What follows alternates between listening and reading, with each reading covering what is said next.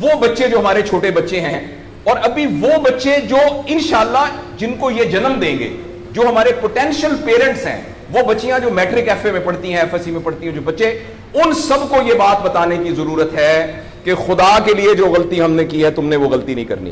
اپنے value system کو ٹھیک کرنا ہے. میں نے سر ایک سٹڈی کی, ابھی وہ جاری ہے, تقریباً 1800 بچوں سے میں نے پوچھا تم کس جیسا بننا چاہتے ہو, اور یہ 8 سال سے کم عمر کے بچے کے. آپ یقین کریں بچوں نے جو کہا وہ یہ کہا میں میسی کی طرح بننا چاہتا ہوں جو فٹ بالر ہے, کسی نے کہا میں عاطف اسلم کی طرح بننا چاہتا ہوں, کسی نے انڈیا کے اداروں کا نام لیا, کسی نے نہیں کہا میں ابو بکر کی طرح بننا چاہتا ہوں, کسی نے نہیں کہا میں حضرت علی کی طرح بننا چاہتا ہوں, کسی نے نہیں کہا میں قائد اعظم کی طرح بننا چاہتا ہوں, کسی نے نہیں کہا میں عبدالستار ریدی کی طرح بننا چاہتا ہوں.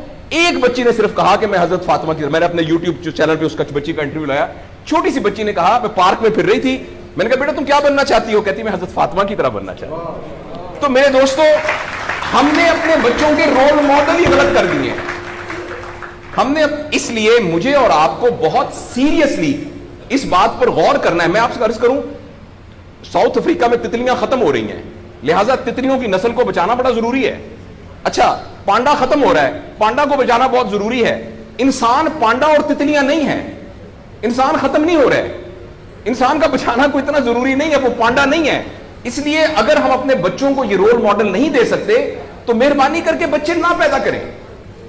لیکن اگر ہم نے اپنی اولاد پیدا کرنی ہے تو وہ اولاد وہ پیدا کرنی پڑے گی اور اس کی وہ تربیت کرنی پڑے گی جن کا رول ماڈل وہ جو حضرت عمر تھے, جو حضرت ابو بکر تھے, جو حضرت علی تھے, جو فاطمہ تھی, جو زینب تھی, جو خدیجہ تھی رضوان رضی اللہ عنہا. یہ ہمارے رول ماڈل ہمیں پیدا کرنے پڑیں گے, اور یہ تب ہوگا جب ہمارے اندر سے یہ دو چیزیں ختم ہوں گی.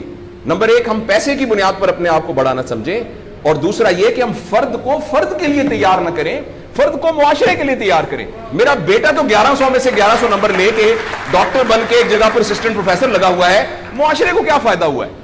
اور ہم میں سے آپ سوچیں کہ اللہ لوگ, عموماً ہم سب لوگ جب اللہ کا شکر ادا کرتے ہیں کہ یا اللہ تیرا شکر ہے, 3 مرلے کے مکان میں رہتے تھے, اب ماشاءاللہ کوٹھی ہے 2 کنال کے اندر, اور سائیکل پہ ابا جی جاتے ہوتے تھے, لیکن الحمدللہ ہمارے پاس اب 2-3 گاڑیاں ہیں, اور چھٹیاں تو سوال ہی پوادے کر جاندے ہوندے سی, کدے کدے گوڑ کھاندے سی, خراستے. اب ہم سارے بھوربن میں جاتے ہیں چھٹیاں گزارنے, کبھی کبھی انگلینڈ بھی جاتے ہیں. اللہ کا ہمارے اوپر بڑا کرم ہو گیا. اس غلط فہمی سے ہم اپنے آپ کو نکالیں.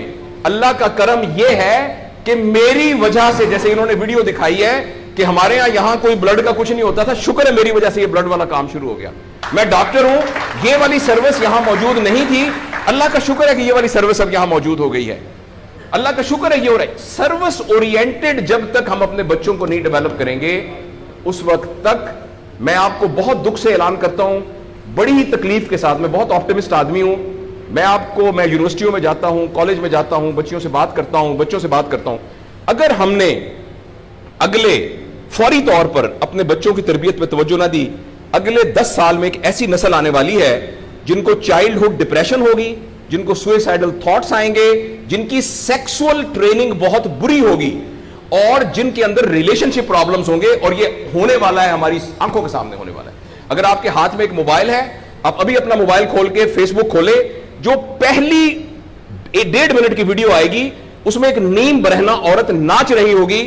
اگر آپ کے 8 سال کے بچے کو آپ نے موبائل دیا ہوا ہے, میں آپ کو یقین دلاتا ہوں اس نے ننگی عورتوں کو ناچتا ہوا دیکھ لیا ہے, اور وہ سارے ایکٹ جن کو منہ سے بیان کرتے ہوئے ہمیں شرم آتی ہے, وہ آپ کے 8 سال کا بیٹا اور 8 سال کی بیٹی دیکھ چکی ہے. اس سارے میں ایز اے پیرنٹ ہماری بہت رسپانسبلٹی ہے کہ ہم اس میں انٹروین کریں اور ان کو فزیکل ٹائم دیں, اور ٹائم دے کے ہم یہ 2 چیزوں پر مینلی کام کریں. تو انشاءاللہ العزیز ہمیں امید ہے کہ معاشرہ بچ جائے گا.